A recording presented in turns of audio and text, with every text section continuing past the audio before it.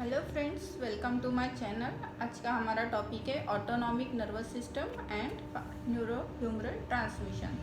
तो चलिए देखते हैं क्या है autonomic pharmacology. Anatomically nervous system जो है दो पार्ट में डिवाइडेड हुआ है।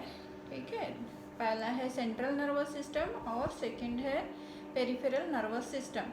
सेंट्रल नर्वस सिस्टम जो है फिर से दो पार्ट में डिवाइड हुआ है, ब्रेन एंड स्पाइनल कॉर्ड। और जो हमारा पेरिफेरल नर्वस सिस्टम है वो भी दो पार्ट में डिवाइडेड हुआ है।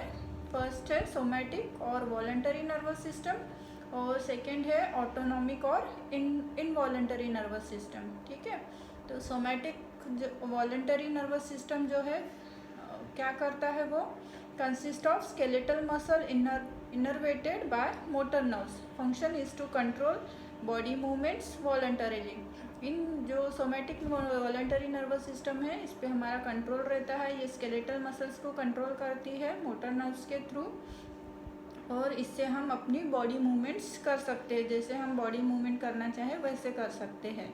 तो ये हमारे कंट्रोल में रहता है ये सिस्टम, इसलिए इसे वॉलंटरी नर्वस सिस्टम कहते हैं। और दूसरा जो है ऑटोनॉमिक और इनवॉलंटरी नर्वस सिस्टम। इनवॉलंटरी इसलिए क्योंकि ये अपने आप काम करता है, इस पर हमारा कोई कंट्रोल नहीं रहता है। ये हम चाहते हुए या ना चाहते हुए वो अपने आप ऑटोनॉमिकली ये जो नर्वस सिस्टम है वो काम करते रहता है हमारा। तो क्या करता है, नो वॉलंटरी कंट्रोल, इस पर हमारा कोई कंट्रोल नहीं रहता है। वर्क्स इंडिपेंडेंटली इन कॉन्शियस और अनकॉन्शियस इंडिविजुअल्स। अगर पेशेंट कॉन्शियस है या अनकॉन्शियस है इस पर कोई ये नहीं है, वो अपना काम करते रहता है। ये भी जो है ऑटोनॉमिक नर्वस सिस्टम दो पार्ट में डिवाइड हुआ है। फर्स्ट है उसका सिंपैथेटिक नर्वस सिस्टम जिसे एसएनएस बोलेंगे, और पैरासिम्पैथेटिक नर्वस सिस्टम जिसे हम पीएसएनएस बोलेंगे। ठीक है, तो ये हो गया हमारा क्लासिफिकेशन ऑफ नर्वस सिस्टम। अब चलिए देखते हैं, हमको ऑटोनॉमिक नर्वस सिस्टम पढ़ना है आज के हमारे लेक्चर में। तो चलिए देखते हैं। Two subdivisions of ANS are in state of equilibrium having opposite action. दोनों के अपोजिट एक्शन रहते हैं, साथ साथ में ही ये काम करते हैं। ठीक है, एएनएस इंटीग्रेट्स विथ सीएनएस और vital centres located in medulla और ब्रेन स्टेम टू कंट्रोल और regulate visceral functions. Example heart, respiration etcetera. ये जो ऑटोनॉमिक नर्वस सिस्टम क्या कंट्रोल करता है, सभी विसरल ऑर्गन्स है, मेन जो हमारे वाइटल ऑर्गन्स है जैसे कि हार्ट हो गया, लंग्स, रेस्पिरेशन, ये सब ऑटोनॉमिक नर्वस सिस्टम कंट्रोल करता है। फिर functions of ANS to maintain homeostasis of individual internal environment for effective function of vital organs and tissue in body. ठीक है, चलिए पहले हम डिफरेंस देख लेते हैं क्या है सिंपैथेटिक नर्वस सिस्टम और पैरासिम्पैथेटिक नर्वस सिस्टम। तो इसका ओरिजिन कहाँ से होता है सिंपैथेटिक नर्वस सिस्टम से, थोरैकोलम्बर से, मतलब कि T1 to T12 and L1 to L4 vertebra से जो नर्व्स निकलती है हमारी स्पाइनल कॉर्ड से, वो है सिंपैथेटिक नर्वस सिस्टम को कंट्रोल करती है। और फिर पैरासिम्पैथेटिक नर्वस सिस्टम क्या है, इसलिए है क्रैनियल सैक्रल। इनका ओरिजिन कहाँ से होता है नर्व्स का, क्रैनियल सैक्रस से। क्रैनियल नर्व्स कौन सी रहती है, third cranial nerve, seventh cranial nerve, ninth cranial nerve and 10th cranial nerve. और सैक्रल नर्व्स पूरी S2 S4। ठीक है, डिस्ट्रीब्यूशन कैसा रहता है, एसएनएस का widely distributed in body and away from organ. बहुत सारी जगह में डिस्ट्रीब्यूट करता है बॉडी के, और अवे फ्रॉम ऑर्गन से दूर इसका एक्शन रहता है। और पीएसएनएस का लिमिटेड डिस्ट्रीब्यूशन है और क्लोज टू ऑर्गन से जुड़ा रहता है। फिर है गैंग्लिया। गैंग्लिया क्या रहता है, away from organ and PSNS में close to organ. Pre ganglionic fibre कैसे रहता है, एसएनएस में शॉर्ट रहता है प्री गैंग्लियोनिक फाइबर, और पीएसएनएस में लॉन्ग रहता है प्री गैंग्लियोनिक फाइबर। न्यूरोट्रांसमीटर कौन से हैं, एसएनएस में नॉर एड्रीनलिन एंड एड्रीनलिन, और पीएसएनएस में मेनली है एसिटिलकोलिन। पूरा ही एसिटिलकोलिन कंट्रोल करता है न्यूरोट्रांसमीटर। फंक्शन क्या है अभी एसएनएस के फंक्शन है प्रिपेयर इंडिविजुअल फॉर फाइट और फ्लाइट, या तो फाइट करने के लिए, लड़ने के लिए, या फिर फ्लाइट, भागने के लिए मदद करता है इंडिविजुअल को। Helps individual to respond to stress, fear, anger. कोई भी पर्सन को, इंडिविजुअल को स्ट्रेस, फियर, एंगर में रिस्पॉन्स करने के लिए मदद करता है। In such situations system gets activated with release of neurotransmitter. ऐसे सिचुएशन में क्या होता है कि जो न्यूरोट्रांसमीटर एक्टिवेट होते हैं वो उसका मदद करते हैं। फिर पीएसएनएस के फंक्शंस क्या है? PSNS is vital for life. Individual can not survive without PSNS. ये बहुत ही इम्पोर्टेंट है हमारी लाइफ के लिए। कोई भी इंडिविजुअल पीएसएनएस के बिना जिंदा नहीं रह सकता है। PSNS play role in tissue building reaction like digestion, tissue repair. ये सबसे इम्पोर्टेंट है डाइजेशन करने में और टिश्यू रिपेयर करने में, ठीक है। फिर फिजियोलॉजिकल, और ये हो गया हमारा डिफरेंस बिटवीन एसएनएस एंड पीएसएनएस। फिर है फिजियोलॉजिकल और clinical effects observe following stimulation of ANS. क्या क्या फिजियोलॉजिकल और क्लिनिकल इफेक्ट्स हमको देखने को मिलेंगे? Autonomic nerves of both the system supply the internal organs और visceral smooth muscle, cardiac muscle, exocrine glands and regulate functions of organs. क्या क्या करेगा वो? Both system supply internal organ या विसरल स्मूथ मसल रहेंगे, vascular smooth muscles, cardiac muscle से, exocrine gland से, और रेगुलेट फंक्शंस ऑफ ऑर्गन्स। जो भी ऑर्गन्स फंक्शन करते हैं उनको रेगुलेट करेगा, ठीक है। फिर हम देखते हैं उसमें डिफरेंस क्या क्या है, क्या क्या फंक्शंस है, क्या कौन से ऑर्गन्स ये रेगुलेट करते हैं। टारगेट ऑर्गन, इसमें डिवाइड किया हमने टारगेट ऑर्गन, सिंपैथेटिक इफेक्ट और सिंपैथेटिक इफेक्ट। कौन से ऑर्गन पे क्या क्या किसका कैसा असर होता है वो हम देखेंगे, ठीक है। सबसे पहले देखते हैं आई पे आइरिस प्यूपिल पे क्या होता है। सिंपैथेटिक नर्वस सिस्टम क्या होता है? नॉर्मल प्यूपिल में डायलेटेशन करता है प्यूपिल को, यानी कि मिड्रियासिस करता है, लार्ज करता है। और पैरासिम्पैथेटिक इफेक्ट क्या होगा? कंस्ट्रिक्शन करता है प्यूपिल को, तो मियोसिस करता है, ठीक है। फिर जीआई मोटिलिटी में क्या एक्शन रहेगा? एसएनएस जो है वो डिक्रीज करेगा जीआई मोटिलिटी, और पीएसएनएस इंक्रीज करेगा GI motility. Urinary bladder, smooth muscles and urine flow को क्या करेगा? रिलैक्स करेगा एसएनएस, और रिटेंशन ऑफ यूरिन होगा, यूरिन नहीं होगा, यूरिन को रोक के रखेगा। और पीएसएनएस क्या करेगा? कंस्ट्रिक्ट करेगा यूरेथ्रा को, और urine flow increases leading to voiding of urine, free flowly urine pass करेगा। फिर ब्रोंकाई पर क्या करेगा? ब्रोंकाई में डायलेटेशन होगा, एसएनएस में इंक्रीज एयर एंट्री हो जाएगी, और पीएसएनएस क्या करेगा? कंस्ट्रिक्शन करेगा और डिक्रीज एयर एंट्री हो जाएगी। फिर वास्कुलर स्मूथ मसल पर क्या एक्शन होगा? Constriction helps in increase BP. इसमें क्या होगा? एसएनएस बीपी हाई कर देगा, और पीएसएनएस क्या करेगा? No significant effect. ऐसा कुछ इसमें सिग्निफिकेंट इफेक्ट नहीं होगा कि बीपी हाई हो रहा है या लो हो रहा है, ठीक है। फिर कार्डियोवास्कुलर हार्ट पर क्या करेगा? हार्ट को स्टिमुलेट करेगा एसएनएस। तो अगर हार्ट को स्टिमुलेट करता है हार्ट मसल्स को, तो क्या हो जाएगा? हार्ट रेट इंक्रीज हो जाएगा, फोर्स ऑफ कॉन्ट्रैक्शन इंक्रीज हो जाएगा, और कार्डियक आउटपुट पर मिनट वो भी इंक्रीज हो जाएगा। और इसमें क्या होगा? पीएसएनएस में वो इनहिबिट कर देगा, हार्ट रेट डिक्रीज कर देगा, तो हार्ट रेट डिक्रीज हो जाएगा, फोर्स ऑफ कॉन्ट्रैक्शन भी डिक्रीज हो जाएगा, और कार्डियक आउटपुट भी डिक्रीज हो जाएगा, ठीक है। फिर आते हैं एक्सोक्राइन ग्लैंड्स पर। एक्सोक्राइन ग्लैंड्स पर क्या करेगा? जैसे कि सेलाइवरी ग्लैंड से, gastric, lacrimal and sweat glands, जो भी सिक्रेटरी ग्लैंड से हमारी, उसमें क्या इफेक्ट रहेगा?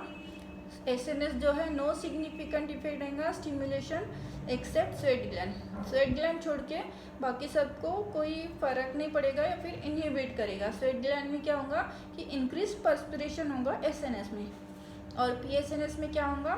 Significant stimulation which increase secretion except sweating. इसमें उल्टा हो जाएगा, क्या होगा? सभी जो ग्लैंड्स है सबके सिक्रीशंस बढ़ जाएंगे, सिर्फ स्वेट ग्लैंड का सिक्रीशन नहीं बढ़ेगा, वो इनहिबिट करेगा उसको, ठीक है। तो ये सब हो गया है एसएनएस और पीएसएनएस का डिफरेंट ऑर्गन्स पे क्या क्या इफेक्ट होता है, ठीक है। फिर हम देखते हैं ऑर्गेनाइजेशन ऑफ एएनएस, कैसे ऑर्गेनाइज किया है ANS. Autonomic functions are controlled at all levels of CNS, medulla, spinal cord. कहाँ पे कंट्रोल्ड हुआ है? CNS, medulla and spinal cord में। Functional integration of SNS and PSNS occurs in cerebral cortex. SNS और PSNS का function कहाँ से integrate होता है? सेरेब्रल कॉर्टेक्स में। Autonomic function served as reflex arc. Autonomic function क्या कहते हैं? रिफ्लेक्स आर्क के जैसे काम करते हैं, like any reflex it has, जैसा उसको रिफ्लेक्स मिलता है। फिर सेंटर, सेंटर कहाँ पर है? Area of control that collect information, proceed it, analyse it and integrate it. For example, medulla controls respiration. Medulla में आएगा तो क्या होगा? रेस्पिरेशन को कंट्रोल करेगा। हाइपोथैलेमस को रिफ्लेक्स आता है तो क्या करेगा? BP कंट्रोल करेगा, टेम्परेचर कंट्रोल करेगा, स्लीप कंट्रोल करेगा। ठीक है। और अगर लिम्बिक सिस्टम में आता है तो वो इमोशंस कंट्रोल करेगा, जैसे फियर हो गया, स्ट्रेस हो गया, एक्सेट। ये कौन करेगा? लिम्बिक सिस्टम करेगा। फिर afferent pathway. Afferent pathway means away from the body. Afferent impulses carried by nerves from organ or tissue to center. Afferent means आने वाला, जैसे कि ऑर्गन और टिश्यूज में कुछ हुआ है तो वो रिफ्लेक्स भेजेगा न्यूरोट्रांसमीटर के थ्रू सेंटर को। और efferent pathway means exit from the body, means बाहर जाने वाला, एग्जिट। तो is an autonomic response to afferent impulses from centre back to organ और टिश्यू। जैसे अभी कोई इम्पल्स आया है ऑर्गन से एफरेंट इम्पल्स एफरेंट पाथवे की तरफ से, फिर वो सेंट्रल नर्वस में जाएगा। सेंट्रल नर्वस सिस्टम से जो मैसेज है वो इफरेंट पाथवे एग्जिट होगा ऑर्गन्स की तरफ कि अभी हमें ये करना है। ठीक है। This response is in the form of analysed, processed and integrated information from center to organ or tissue with help of nerve fiber called efferent nerves. efferent nerves के थ्रू हमको मैसेज मिलेगा सेंटर से कि अभी क्या करना है। ठीक है। In other words, it is body's response to afferent stimuli. It is efferent pathway क्या है? It is body's response to afferent stimuli. For example, voiding of urine, increase salivary gastric secretions following food consumption, variation in heart rate, BP during exercise etcetera. जैसे कि urine कब करना है, salivary gastric secretion होगा जब हम कुछ खाना वगैरह खाते हैं, या फिर हार्ट रेट में, BP में वेरिएशन आएगा जब हम एक्सरसाइज करते हैं। ठीक है। तो ये कौन करेगा? सेंट्रल करेगा इफरेंट पाथवे के थ्रू। सेंटर फिर से हम डायग्रामेटिक में देखेंगे। Afferent impulses, efferent impulses. Afferent impulses क्या है? From organ for organ, autonomic innervation to SNS and PSNS includes. And ये इफरेंट इम्पल्सेस क्या है? ऑर्गन और tissue response. Pre ganglionic fibre, ganglion, post ganglionic fibre. इसमें क्या है? Pre ganglionic fibre from a synapse with cell body of second neuron known as post ganglionic fibre which terminate into a synapse with the organ. ठीक है। Pre ganglionic fibre से कुछ message आया है organ के थ्रू, वो synapse होगा, दूसरे नर्व को जाएगा। दूसरे नर्व का जो पोस्ट गैंग्लियोनिक फाइबर है वो मैसेज सिनैप्स फॉर्म करेगा न्यूरोट्रांसमीटर के थ्रू, न्यूरोट्रांसमीटर फाइबर से, और वो डाटा कलेक्ट करेगा और फिर वो टिश्यू को जाएगा। ठीक है।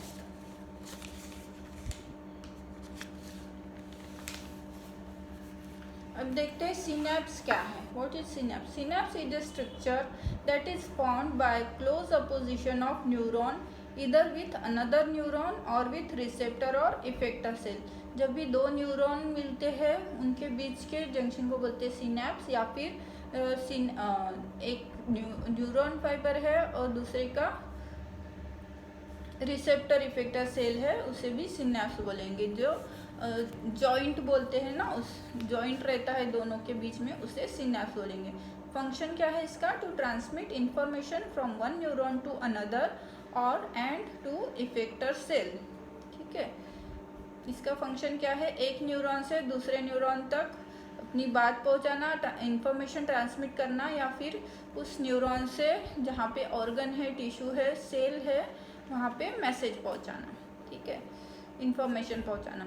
गैंग्लियन, गैंग्लियन क्या है? It's cluster of neurons outside the CNS. जो दो न्यूरॉन के बीच का जो क्लस्टर होता है उसे गैंग्लियन बोल देंगे, सीएनएस के बाहर जो होता है। It is synapse between the pre and post ganglionic fibre. वो क्या है? जो हमने अभी बताया कि जो सिनेप्स होता है pre ganglionic and post ganglionic fibre के बीच में, उसे गैंग्लियन बोलेंगे। फिर neuro effector junction. Neuro effector junction क्या है?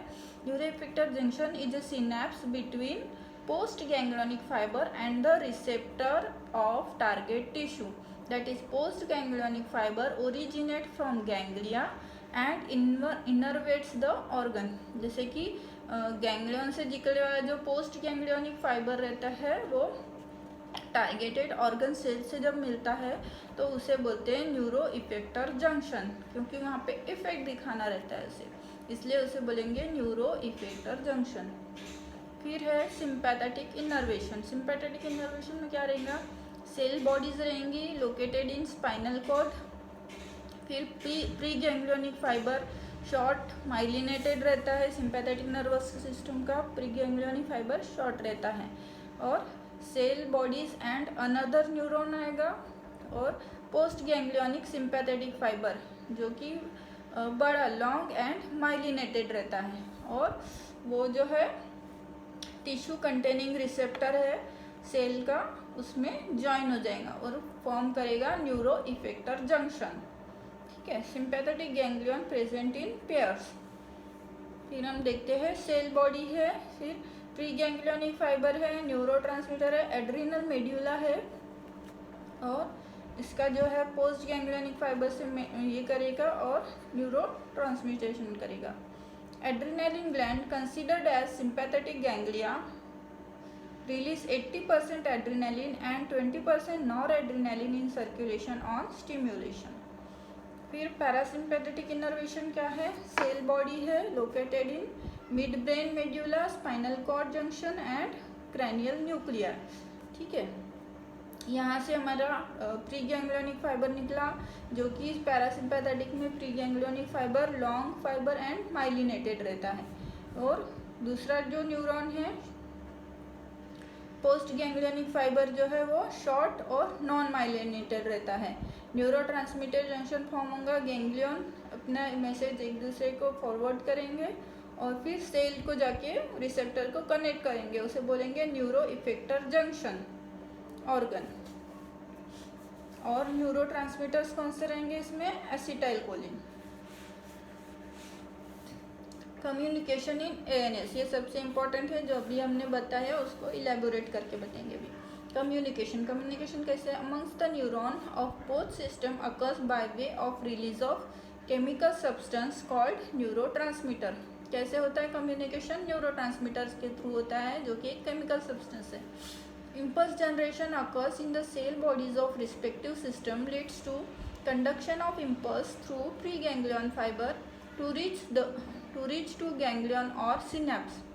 कंडक्शन होता है इम्पल्स का सेल बॉडीज में of respective system, leads to conduction of impulse through pre ganglionic fibre. ठीक है, टू रीच द गैंग्लियन और सिनेप्स। प्री गैंग्लियोनिक फाइबर में इम्पल्स क्रिएट होगा और वो गैंग्लियन में जाएगा और सिनेप्स क्रिएट करेगा। फिर नर्व इम्पल्स स्टिमुलेट करेगा vesicles present on terminal nerve ending. Terminal nerve ending पे कम्युनिकेट करेगा which contain vesicles that stores neurotransmitter. Fusion and exocytosis और of vesicles causes its release of content. फिर वो अपनी बात, अपना मैसेज जो है दूसरे न्यूरोट्रांसमीटर को देगा एट न्यूरो जंक्शन, उसे बोलेंगे गैंग्लियन और सिनेप्स। एंट्री इनटू सिनेप्स और ganglion which sends information by way of impulse transmission to another neuron. इससे फिर वो अपना मैसेज इम्पल्स जो है दूसरे न्यूरॉन को ट्रांसमिट करेगा। ठीक है, तो किससे? पोस्ट गैंग्लियोनिक फाइबर से। विच ends at synapse of neuro effector junction. जो फाइबर जो है कहाँ पे एंड होगा? न्यूरो इफेक्टर जंक्शन, जहाँ पे भी उसको मैसेज पहुँचाना है, जैसे कि मसल सेल है, ऑर्गन सेल है, उसमें। ठीक है, उसे बोलेंगे neuro effector junction. The entire process of transmission of impulse from one neuron to another through chemical और transmitter release is known as neurohumoral transmission. इसी को हम क्या बोलेंगे? neurohumoral transmission. अभी क्या क्या स्टेप्स है उसमें? Steps involve in neurotransmission. Generation of action potential in cell bodies of respective ANS. Axonal impulse conduction leads to arrival of action potential at nerve terminal that causes release of neurotransmitter in synaptic cleft or ganglion that causes diffusion of neurotransmitter in the synaptic cleft or neuroeffector junction NEJ. फिर क्या होगा इसका? Fate क्या होगा neurotransmitter का? अभी तो ये बात पहुंचा दिया उसने, fate of release neurohumoral transmitter. अभी उसने मैसेज पहुंचा दिया इम्पल्स के थ्रू, पोस्ट गैंग्लियोनिक फाइबर के थ्रू. तो इसका क्या होगा फेट?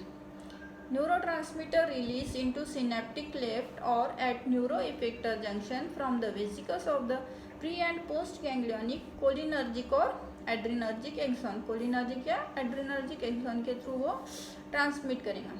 तो क्या होगा इसमें? पहले डिग्रेडेशन ऑफ न्यूरोट्रांसमीटर और metabolic inactivation of neurotransmitter by enzymes acetylcholinesterases MAO COMT, thereby terminating effect of released neurotransmitter. इसका इफेक्ट टर्मिनेट कर देगा. फिर क्या करेगा? Interact with post junctional receptor और receptor at neuro effector junction causing इधर excitatory और inhibitory responses in target tissue और ऑर्गन. या तो एक्साइट करेगा या फिर इनहिबिट करेगा एट टारगेटेड टिश्यू और ऑर्गन. ठीक है. फिर reuptake into nerve terminal. Thus to summarise, chemical substance synthesise in nerve terminal stored in nerve in vesicle synaptic vesicles released following arrival of action potential nerve stimulation resulting release of stored neurotransmitter. या तो वहाँ पे वो जमा हो जाएगा या फिर वो रिलीज हो जाएगा. ठीक है. Anti released locally, act locally, having very short duration of action. Neurotransmitter जो है बहुत ही शॉर्ट ड्यूरेशन एक्शन के लिए काम करेगा. Many drugs alter the concentration, increase or release of neurotransmitters by affecting its synthesis, storage, uptake, release, metabolism, preventing its action on receptors of effector cells, thereby modifying its responses. बहुत सारे जो drugs है वो इनके neurotransmitter के transmission में affect कर सकते हैं. कैसे? Synthesis, storage, Uptake, release, metabolism के थ्रू, और उनका एक्शन जो है प्रिवेंट करेंगे. फिर हम देखते हैं neurotransmitters of autonomic nervous system. अभी ऑटोनॉमिक नर्वस सिस्टम का न्यूरोट्रांसमीटर कैसे होता है? Neurons which release acetylcholine known as cholinergic neurons, while neurons which release norepinephrine और epinephrine known as adrenergic neurons. क्या होगा? जो दो तरह के न्यूरोट्रांसमीटर्स है, acetylcholine and norepinephrine and epinephrine. जो न्यूरॉन्स एसिटाइलकोलिन रिलीज करेंगे उन्हें हम बोलेंगे कोलिनर्जिक न्यूरॉन्स, और जो नॉरएपिनेफ्रिन और एपिनेफ्रिन रिलीज करेंगे उन्हें हम बोलेंगे एड्रिनर्जिक न्यूरॉन्स. ठीक है. फिर एंटीज रिलीज्ड एट देंगे sympathetic nervous system. Sympathetic nervous system में क्या होता है? At pre ganglionic sympathetic fibre कौन सा न्यूरोट्रांसमीटर रहता है? Acetylcholine. At post ganglionic sympathetic fibre कौन सा रहेगा? नॉरएपिनेफ्रिन सबसे ज़्यादा रहेगा, मेजर न्यूरोट्रांसमीटर, और एपिनेफ्रिन एड्रिनल मेड्यूला थोड़ा कम रहेगा. फिर पैरासिम्पैथेटिक नर्वस सिस्टम में क्या रहेगा? At pre and post ganglionic sympathetic fibre, दोनों फाइबर में, प्री और पोस्ट गैंग्लियोनिक फाइबर में कौन सा रहेगा? एसिटाइलकोलिन रहेगा neurotransmitter. So neurotransmitter at pre ganglionic fibre of both SNS and PSNS, दोनों एसएनएस और पीएसएनएस में प्री गैंग्लियोनिक न्यूरोट्रांसमीटर रहेगा acetylcholine, while post ganglionic sympathetic fiber is norepinephrine, and post ganglionic sympathetic fiber supplying sweat gland release acetylcholine instead of norepinephrine. जो sweat gland रहेगा वो acetylcholine release करेगा SNS में. ठीक है. Instead of norepinephrine. Apart from release of acetylcholine, norepinephrine as major neurotransmitter, other neurotransmitter also release include dopamine, GABA and SHT. Norepinephrine के अलावा भी जो न्यूरोट्रांसमीटर रिलीज होता है वो है dopamine, GABA and SHT. Enzymes involved in terminating actions of NTs. अभी कौन से एंजाइम्स है जो एक्शन टर्मिनेट कर सकते हैं न्यूरोट्रांसमीटर्स के? For released acetylcholinesterase enzymes, ये जो है टर्मिनेट करेंगे. ठीक है. Type true cholinesterase present in neurons ganglia at myoneural junction rapidly hydrolyses acetylcholine. ये जो है कोलिन स्ट्रेस एंजाइम जो है हमारा एसिटाइलकोलिन स्ट्रेस एंजाइम जो हाइड्रोलाइज कर देगा एसिटाइलकोलिन को. फिर है ब्यूटिरिल कोलिन स्ट्रेस और सुडोकोलिन स्ट्रेस. सुडोकोलिन स्ट्रेस क्या करेंगे? Present in plasma liver. ये कहाँ पर प्रेजेंट रहेगा? प्लाज्मा और लीवर में प्रेजेंट रहेगा. और स्लोली हाइड्रोलाइजेस एसिटाइलकोलिन, जो प्लाज्मा और लीवर में प्रेजेंट रहेगा सुडोकोलिन स्ट्रेस, वो धीरे धीरे एसिटाइलकोलिन को डिस्ट्रॉय करेगा, हाइड्रोलाइज करेगा. फॉर रिलीज्ड नॉरएपिनेफ्रिन और epinephrine monoamine oxidase. COMT means catechol O methyl transferase. MAO present in intraneuronally inside mitochondria of adrenergic neurons while COMT located extracellularly. जो MAO जो रहता है वो माइटोकॉन्ड्रिया के अंदर रहेगा ऑफ एड्रेनर्जिक न्यूरॉन्स, और COMT जो रहेगा एक्स्ट्रा सेल्यूलर प्रेजेंट रहेगा. Both enzyme widely distributed in the body including brain, liver, kidneys. दोनों एंजाइम जो है सब बहुत विस्तार से ब्रेन, लिवर, किडनीज में मौजूद रहते हैं. ठीक है. तो ये सब हो गया हमारा introduction to autonomic nervous system and neurohumoral transmission. ठीक है. Thank you for watching.